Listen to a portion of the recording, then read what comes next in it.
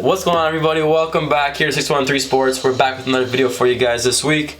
This week you might notice we're just a little bit different though, because if you go back to the comments in our last video, apparently we're dressed too unprofessional for anybody taking us seriously in our opinions, because that's what matters is if I'm wearing an Arizona State sweater or if I'm wearing a shirt and tie. Apparently that's what changes my opinions on stuff. So no chewing gum this week. We're dressed professional. We got the drip on. We're ready to be serious and intellectual. As always, I'm your boy Cameron. I'm your boy Eddie. We're back again. And we're back with another banger. So last week it was soccer taking over Canada. This week, it's NFL Draft week. We're recording this on Wednesday. First round's going tomorrow night. I'm hoping I'm not going to get clowned by Eddie in the editing if Deebo Samuel gets traded before this video comes out. We got CFL Draft going next week. NHL Draft lottery coming up soon. We're right in the heart of draft season. So this week we're kind of going to go through how all the major leagues like NFL, NBA, NHL, how their drafts work. Kind of the rules behind them, what works, what doesn't, which league has the best draft format in our opinions, how it can be improved, and we're going to try and take some things from these drafts and how we can improve them for Canadian leagues like the CEBL, North American leagues like MLS, and how they can kind of grow their drafts and make them better. For sure. I'm going to start off. I'm not a big draft person in most leagues. It's a special talent, a special dedication to the sport to get into all the prospects and stuff. I know you are, so I'm looking really forward for this episode for sure. Yeah, I'm used to my team sucking for great periods of time, so I usually get very involved in college football, NHL draft, that kind of thing. But kind of getting into that, like Eddie said, even as someone like Eddie who's not a big draft kind of guy, the reason that we think it's important for drafts to be taken more seriously, and they're being taken very seriously by teams leagues like NFL, NBA, huge production value, is it's a way for these leagues to kind of market players that are coming into the league already and already kind of build brands for them. And for example, the highest viewed NFL draft of all time was the 2020 draft. It had over 55 million viewers total over the 3 days.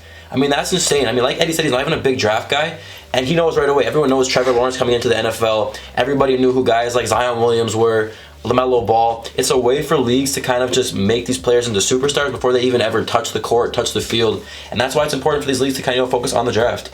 No, 100%. At the bare bones of it, a draft is the way to continue getting players into your league. It grows from the youth into there, makes your league sustainable. So a draft is important. But then if you're able to use this important aspect and market it and get money off it and get more publicity for the league, why not do it? I think NFL does it perfectly. Their plans with Las Vegas to have the players come on a boat, whatever the NFL wants to do, it is one of the most watched events. 100%. Even me who doesn't know much, I'm watching the NFL draft and the drama that happens. It's a great thing. And even with the NHL, a lottery, right? People are really getting into the draft culture in certain sports. Certain other sports are slower to it. And also we should need to talk about that Canada is lacking in the draft culture because draft culture is all based on the university and college sports culture, which Canada doesn't really have, but we're touching that later. Exactly. And so like Eddie said, we'll kind of the first thing we get into is how players become eligible for these drafts, the different formats. So in the NFL, basically the way the draft rules work is you have to be 3 years removed from high school to be able to be eligible for the NFL draft. So let's say you finish high school. Doesn't matter if you're playing college football or not, but once you've been out of high school for 3 years, from grade 12, not just dropping out in grade 9 and going 3 years, from grade 12, 3 years after you're done high school, you're eligible for the NFL draft. So that's why you see a lot more players kind of, step right into the NFL and make an impact right away, because they're a lot older, a lot more developed than leagues like the NHL when they're getting drafted. We'll get into that part later, but yeah, so that's how you get eligible for the NFL draft. NHL draft, to be eligible, you have to be 18 by September 15th of your draft year and under the age of 20 by December 31st. So players here are usually drafted from junior leagues like the CHL, sometimes pro leagues in Europe, or like USHL, getting ready to go to college in the States. But NHL players getting drafted are a lot younger than NFL players usually are, and that's why you don't see many make an impact as quickly. We'll get into the stats for that later. But that's NHL draft eligible. NBA draft eligible, you can't sign with an NBA team until you're 18. But if you play 1 year of college, at least you're eligible right away for the NBA draft. That's kind of the one and done thing. So NBA, it's a little bit tougher with the NBA to kind of compare to NFL and NHL in terms of eligibility. But it's usually, you can't be drafted out of high school for the most part. I think the rules have changed, because it used to be that's where Kobe was right out of high school, he got drafted. LeBron's right out of high school. So I think rules have changed since then, but I'm not 100% sure. Yeah, there's also a whole debate about whether that's great for the people's future to not finish school, but that's not what we're going to talk about today. Exactly. But that kind of comes into with the NHL, though. We don't touch on that, but NHL players, a lot of them don't finish high school. A lot of them get drafted out of grade 11, grade 12, players like Sidney Crosby, like they were pretty much done, and they were in the QMJHL at like 16, exceptional status, and I mean he pretty much knew right away he was never gonna have to get a real job. So exactly. So he was right to high school, right out of high school, basically to the NHL. But yeah, that kind of goes to our next point is the players making an immediate impact. I mean, in the NFL, you can see like NFL and NBA is much more, I'd say, better than the NHL for this on average. A player, like a first overall pick in the NBA or NFL, the next season could turn your whole year around. 100%. Right away. I mean, I'm a Patriots fan, I'm going to be biased, but look at Mac Jones. We draft him as a quarterback, and he takes us to the playoffs in the first year. Trevor Lawrence, I mean, he's dealing with a bad team. Organizational issues. But even Joe Burrow, these players... Years later, he's taking a team that hasn't won a playoff game in 20 years. Exactly, and all the other players in different positions, how they dominate and stuff. NFL, when you draft someone, it's very important because they will have an immediate impact, or if they don't, you're going to be looking bad because it's not about long term. It's like if you don't have an impact right away, if you're coming from the first round and you don't have an impact, you're automatically being compared. Look at Jalen Reagor and the other player, Jefferson, who the Eagles could have had Jefferson, and now Reagor's whole career is going to be focused on, hey, what if he was true? So like it's very important that you make a good selection in NFL draft because that's how important it is because these players are ready to make an impact and it could be season changing for your team. It's true. Then so kind of going from there, I'm going to read some quick stats off for you guys to kind of just show the comparison for kind of the impact players have and how quickly it is. So first of all, to kind of make this make more sense, NFL players' average career is about 3.5 years, 3.3 years.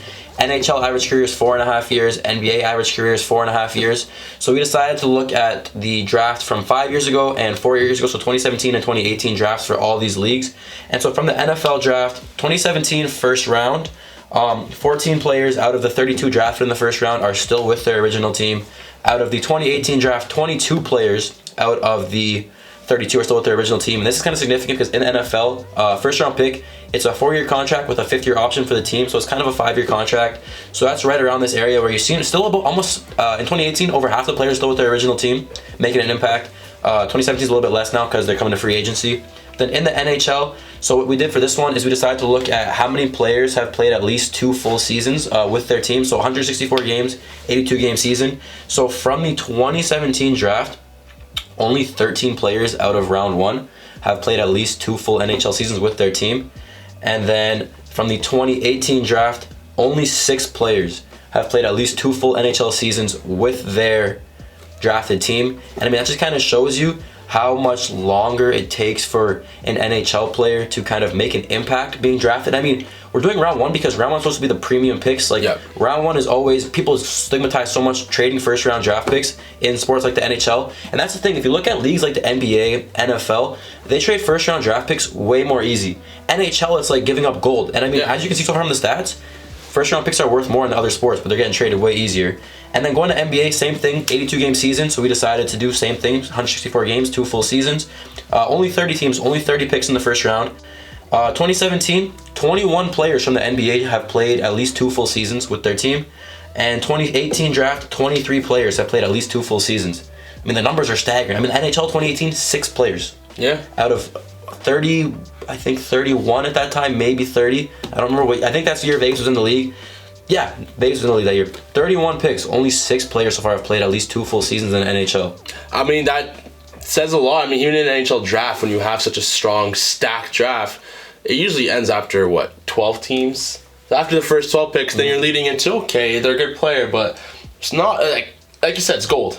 Exactly. If you're not in, like, the top 5, it's not as important. But, hey, NFL draft, you can even start reaching, I know we didn't do it for this exercise, but you can start reaching to the second round and pulling out players who are playing automatically in the league. 100%. And also the point is, for the players who, aren't with the teams anymore, I mean, it could be for injury. NFL is one of the most brutal sports. So it doesn't even matter that they don't skill enough. It could be that they got injured or something. True. But NFL and NBA, it's more that, you have the luxury of trading first round picks because you can go almost into the middle of the second round and pick a player that will probably play and have an impact. Versus hockey, like you said, you're 18, you're playing with 26-year-olds, just physical-wise, you can't compete.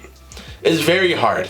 I mean, it's very rare you see someone like Stutzla, right? Exactly. Like, even he's getting bullied out there physically. He has to hit the gym more, but because he's so talented, he's able to play. But if you don't have the talent yet, you don't really have a chance to play. But that's where NHL is a little bit different because they have so many development leagues you can play in. You can go back to school. You can go play in OHL. You can play in America. Other leagues like NFL, NBA don't really NFL, you have don't make that. the team, you're pretty much done. Yeah. Back the squad or you're done. So that's a little different for hockey, which is why hockey still works with the draft. And I think that's kind of the thing where hockey gets it wrong, but also right at the same time. I think, and I wrote an essay about this back in high school. I remember we posted it on the blog, but I think the best thing for the NHL would be, because I mean, honestly, on average, there's a lot more players that get drafted besides guys who are ready at 16, like Connor McDavid, who are ready like Sidney Crosby, Connor Bedard. There's a lot more guys who would benefit not only as like not being considered a bust by getting drafted too early, but let's say like guys like Igor Sokolov, for example. You gave him he was passed over in the draft twice, but when he was 19, 20, he finally got drafted. Now people are considering him a top prospect for the Sens. I mean, I think the best thing for the NHL would be, honestly, I might, screw over a couple guys like Connor McDavid, but to push back the draft age maybe a year or two and give teams another year or two to see what these players are actually capable of, and not drafting somebody who's playing at 17. I mean, think about yourself when you're 18 or 17, just mentally. Exactly. You're not an adult. How are you supposed to compete in the league? Exactly. Unless you have a God-given talent. And I mean, but how many of people those? make the argument about like Connor McDavid and stuff like that, but I mean, look at the NFL. Trevor Lawrence, from the first year he stepped onto campus at Clemson, everyone's like, this guy's ready to play in the NFL tomorrow. He could be the first overall pick.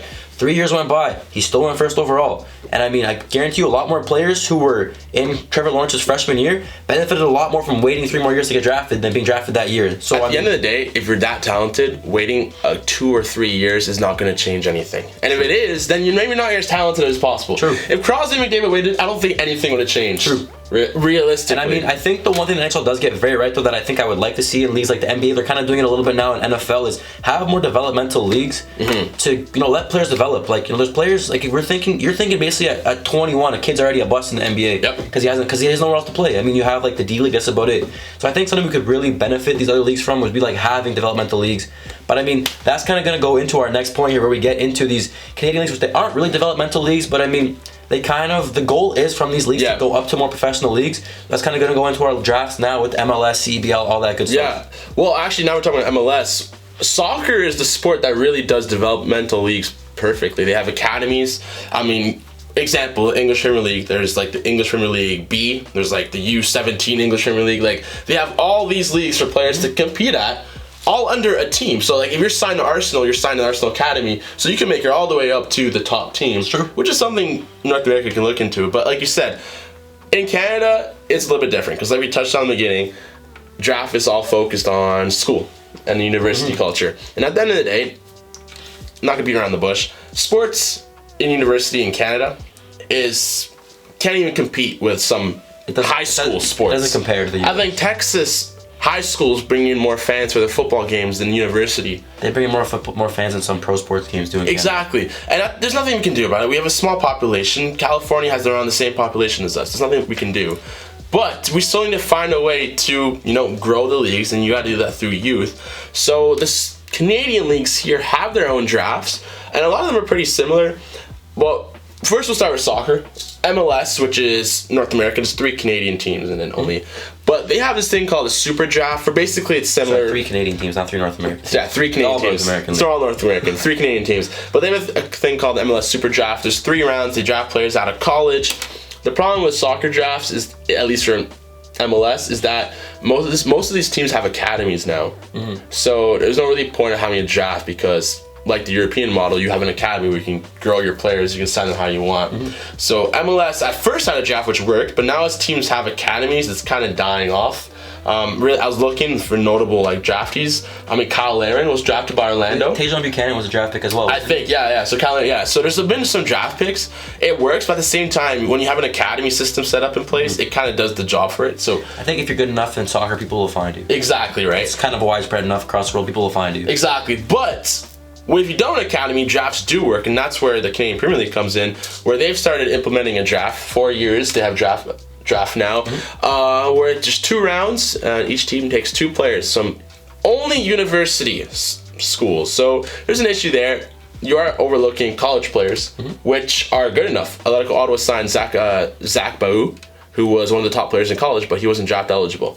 So there's some issues there. But how the draft works in Canadian Premier League is these players are given a youth sports designation, meaning that they can go back to school after the season's done.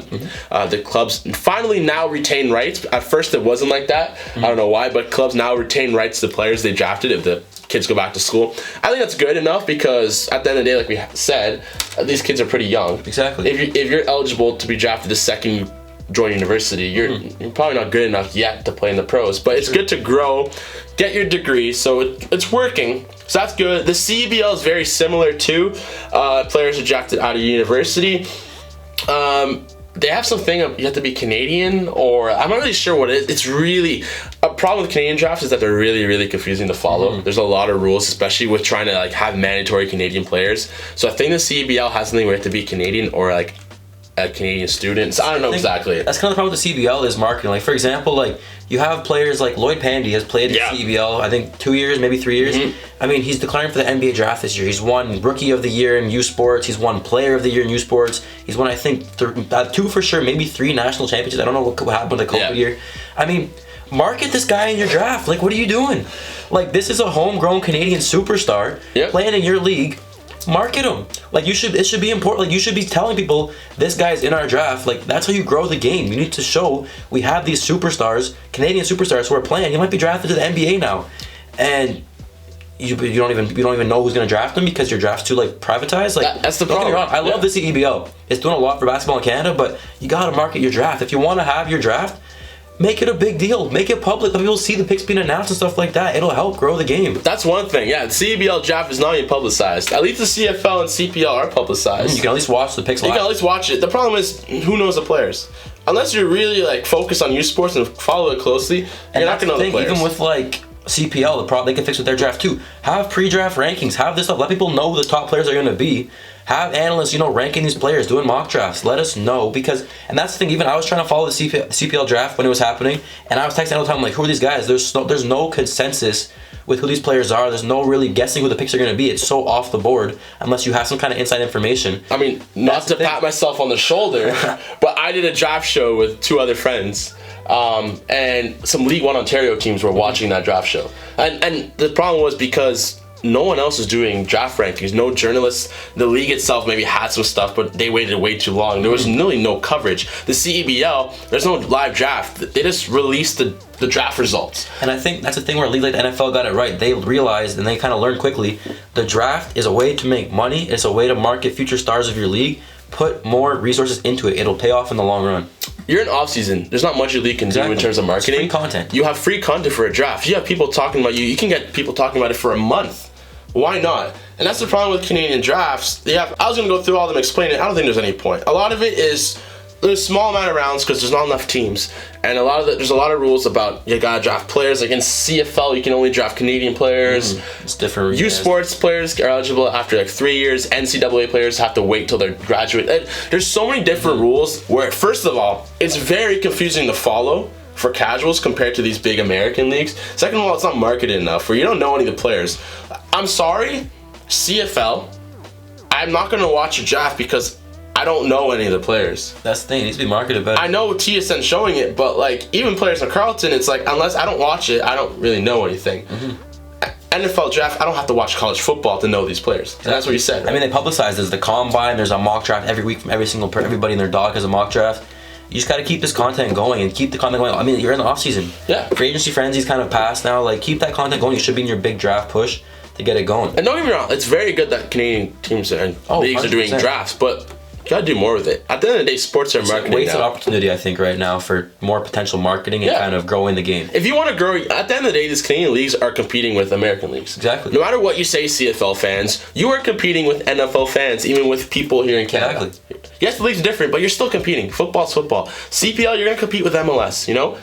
CEBL is doing their own thing, but they can also compete with NBA or G League. But it's a little bit different there. But the CEBL has done it the best in terms of marketing themselves. They have a lot more players. Xavier Moon was playing in the NBA. But CEBL still, it's just a head scratcher of why isn't your draft. And I mean, the CEBL obviously is still in its infancy. There's still CPL, CEBL are all kind of in their infancy still. We're not saying these leagues are going to fail or anything like that. We're just kind of saying these are ways they can kind of grow the game. And kind of, it's simple things they can do to try and keep making it better. And I think what we would say is kind of, if we can take maybe a few things, I think the best kind of draft model would be a hybrid of sort of all the big three. I think maybe if you take kind of like the NBA's eligibility requirements and they're sort of like where they get players from, if you kind of take that combined with, I would say, the NFL sort of marketing and they're build up around the draft. They do that the best. NBA does the eligibility the best. And I would take kind of the NHL's development plan as the best, with allowing players to go back to play college, play in juniors for a couple more years, develop until they're ready. I think you combine those kind of three into one big draft. That would be sort of the best overall format, in my opinion. 100%. I think if you look at the Canadian leagues too, they're kind of doing similar stuff. The CPL is kind of following the NHL format of allowing players to go back to university to develop more, and the CBL has a similar rule. CFL is a little bit different, but CFL also is similar to NBA or NFL, where you have to wait longer to be drafted. Yeah. So CFL, you're more mature. Kind of follows the NFL model, where if you declare for the draft, you can't go back to school, I believe. But they're smart enough where you wait longer. So after your third year, you can be drafted or something. Yeah. But like you said, if the Canadian leagues start combining more elements to it, and the biggest one is just marketing. 100%. Just simply have more focus on the draft. There's no excuse when you're in off season. There's something else to talk about. As people who own blogs, who owns a sports website, it's hard to plan articles around the CFL when there's just dead areas. And I mean, people might say well, that's journalists' fault for not talking about these drafts enough. But I mean, if you look even at the NFL, I see teams all the time, even like the Chargers, they will and even NHL teams, they will post videos leading up to the draft of players who have been linked to their team, like profiles. Here's our interview with this guy from the combine. Here's some players who might be around us. This is this person's latest mock draft. This is who that was taking.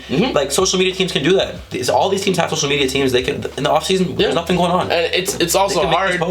It's hard to talk about the draft when you have no idea what your team's doing. Exactly. I have no idea what the Rebels actually doing heading into the draft. There's no talk, and like you said, I think it just comes down to marketing and getting more news media involved, pushing it. You think the NFL just sits down and doesn't do anything? No, the NFL gives leaks to these journalists and stuff. There's a reason why everybody watches the NFL draft. You gotta have tip-off journalists. Give them information where they can create more hype. Exactly. The hype will be created. I mean, at the end of the day, sports are entertainment. Exactly. It's entertainment business. Exactly. So that's what we are fixed. Canadians are, again, most of the Canadian leagues, at least 2 out of 3, are in infancy. Yeah, they're all very new. So they have a bigger chance. The TSN with CFL, you're marketing, but I don't know, you gotta more focus on the players itself and getting identity for these youth sports players, because there's a lot of good players out there. 100%. Just people don't know about them because there's guys like Antoine Pruneau, the center that Red Bull drafted in their first year, I believe. He's still with the team. He's still one of their best players on defense. These are important players for teams. He won the Grey Cup with the Red Blacks. These are important players. We all know youth sports isn't popular in Canada, but that doesn't mean not as popular as it should be. Yeah. That doesn't mean you can't help it become popular. Exactly. But again, not to go in circles here. The best hybrid model would be combining what all the sports leagues do. They do best, make it into one kind of big one. Exactly, and hopefully Canadian leagues can use that. I think CPL will eventually drop the draft once they have academy system set up, but that's not going to be for a couple. Probably for a few years at least. For you, maybe a decade or something. Yeah, but I mean, it's a long process. That's his own sport. But for CBL, I think that's the one at the front where, hey, just start off by showing it. Exactly. You have a lot of talented players. 100%. You're the league in Canada where it's been making the most jumps into the pro leagues. There's a reason why pretty much every CEBL player, once they're in the offseason, goes to play pro either in Europe or the NBA or G League. They all go play pro somewhere. But yeah, I mean, that's going to wrap up this episode. Yeah, that's this week's video, I think. Let us know down in the comments what you guys think. Who has the best draft format? How can these be improved? Should leagues keep the draft? Should they scrap it and go with the soccer model like in Europe where they just sign players to their academies and stuff like that? Just sign big players? Let us know what you guys think. I know it's a little bit different, but yeah. I mean, the draft, it's always a hot topic. There's so many different things you can do with it, so many potential. But yeah, that's going to be this week's video. If you guys liked it, please drop a comment, like this video, subscribe if you haven't already. We're trying every week to get some banger content out. We're not always going to be wearing shirt and ties unless we keep getting haters. Who knows? But thanks for sticking with us, guys. Hope you enjoyed this video. I'm Cameron. I'm Eddie. We're signing off. Hope you guys enjoyed it. We'll see you soon. Peace. Yeah, I'm leaving. Ice on me, man. I got diamonds, but they say that